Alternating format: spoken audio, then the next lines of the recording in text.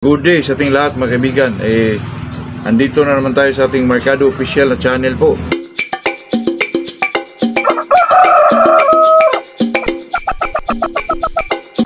Bago tayo mag-umpisa sa ating topic mga kaibigan, ay shoutout muna tayo kay Volter Aninyon sa Bohol po, Philip Gabisay sa Bongski Breeder, Juniper Nunez, Bye-bye Liti.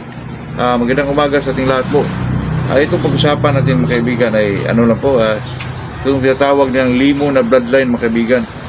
Totoo nga ba nga hanggang ngayon ay hindi na nananalo yung mga, nananalo pa ba rin yung nananalo pa rin ba yung limo na bloodline po? Kasi mga kaibigan, sa mga social media mga kaibigan, wala na po akong nakita na, kahit dito sa mga lokal po, mga labanan dito sa lokal, wala na po akong nakita na nananalo itong limon. Kasi dati mga kaibigan sa mga 80s, 70s, 80s, talagang tunog na tunog po yung pangalan na limon po. Pero sa nowadays mga kaibigan, talagang nahirapan na po tayong makarinig na ito nanalo na limon. Pero may mga breeder pa rin ng limon mga kaibigan. Pero pag binanggit yung limon na bloodline mga kaibigan, sa tingin ko po na talagang napaka authentic mga kaibigan, talagang kay Lance Latouri na po, pero medyo mahal lang. Pero talagang pag sinasabi limon, kasi kay Sir B-Boy mayroon man, may iba dyan. Pero pag sinasabing Lance Latouri mga kaibigan, talaga nakadikit yung pangalan niya dun sa limon at saka Boston po.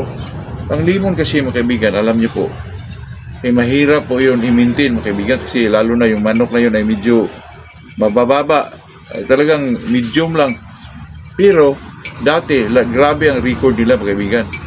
At saka yung limon ni Lance Latouri mga kaibigan, kung ikaw may mahilig sa limon, talagang dun kakakuha kung may pira ka. Kasi ang ginagamit ni Sir Lance na style ng breeding po ay yung tinatawag na inbreeding mga kaibigan.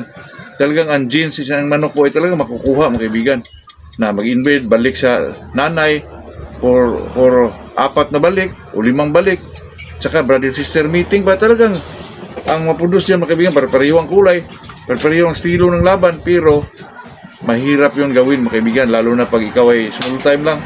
Okay lang yun si Sir Lance kasi may pira naman talaga yun, kasi medyo mag-breed siya ng talagang napakarami. Kaya lang ang kay Sir Lance talagang napakamahal, talagang mahal yun mga kaibigan, kasi ang proseso o estilo ng pag-breed niya ay talagang mahirap gawin mga kaibigan. At saka talagang yung mga master breeder na yan kay Sir Lance Latouri, talagang makaasa ka rin na nandun talaga sa eksaktong proseso po, lalo na pag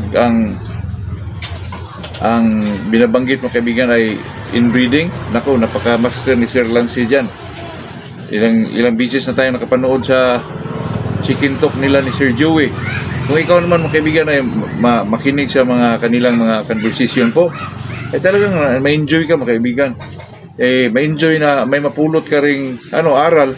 Kasi itong inbreeding mga kaibigan, mahirap po yung gawin, kasi the first meeting 50-50, doon magsilik ka na para gawin mong pang naman, pangbalik mo sa inain ba, tapos may third na balik, 4 na balik, 5 balik.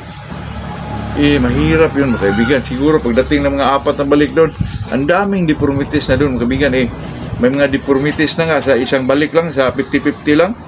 Nako, mahirapan ka doon mga kaibigan. Yung mga baliko ang paa, yung medyo kuba, at saka hindi na medyo malalaki yung katawan mga kaibigan. Kaya mahirap magsilik ng gano'n, lalo na sa inbreeding. Umaabot na ng mga 3 balik, 4, nako, mahirap na yun. Kaya yung kay Sir Lance Latouri mga kaibigan, kaya may naman yun, na medyo mahal, kasi ang pag-breed mo ng inbreeding, pang 4 na balik, siguro kung pangatlong balik mga kaibigan, 4 na balik, siguro mga 3 taon siguro mga kaibigan. Tapos may mga inbreeding pa na wala kang makuha, kasi medyo hindi mo nakitaan ng potensyal na gawing pangbalik mo ng isang manok. Mahirapan tayo doon, kasi ang inbreeding, siyempre ang patuka ngayon mga kaibigan, medyo mahal na. At saka mag-google ka ng panahon, kaya mahal yung kay Sir Lance. Po tayo dyan mga kaibigan, kung mag-inbreeding man tayo sa part natin, mga gilid-gilid boys, ay walang bumili sa atin ng 100,000 po.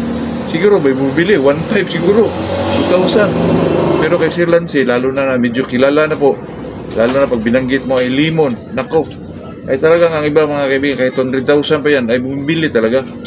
Ayun lang mga kaibigan, yun lang ang pag-usapan natin sa araw na to. Ito po sa atin mga kaibigan ay talagang ano lang mga kaibigan, enjoyment lang. Magandang umaga sa ating lahat po.